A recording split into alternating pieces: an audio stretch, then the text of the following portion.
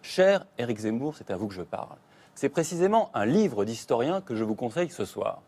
Dans votre livre, à vous Éric, vous écrivez « On préfère nous raconter l'histoire des Français ou l'histoire du monde, tout sauf l'histoire de France ». Alors je ne sais pas qui est le « on » dans cette phrase, mais à moins que de considérer qu'une patrie peut exister sans un peuple, j'ai personnellement du mal à distinguer l'histoire de France de l'histoire des Français.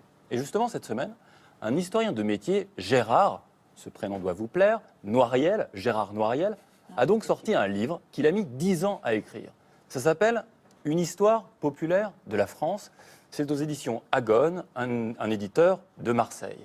Vous êtes, vous, Éric, et Gérard Noiriel, de la même décennie, des années 50. Et tous les deux, vous venez d'un milieu populaire. Vous, Éric, le petit juif né à Montreuil, enfant à Drancy et des quartiers populaires de Paris. Lui, Gérard, le Lorrain, né à Nancy, qui a grandi dans les quartiers pauvres de ce qu'on appelle aujourd'hui la France périphérique. Vous avez tous les deux su vous élever dans la société à force de travail et de talent. Vous, comme journaliste politique reconnu, au Quotidien de Paris, puis au Figaro.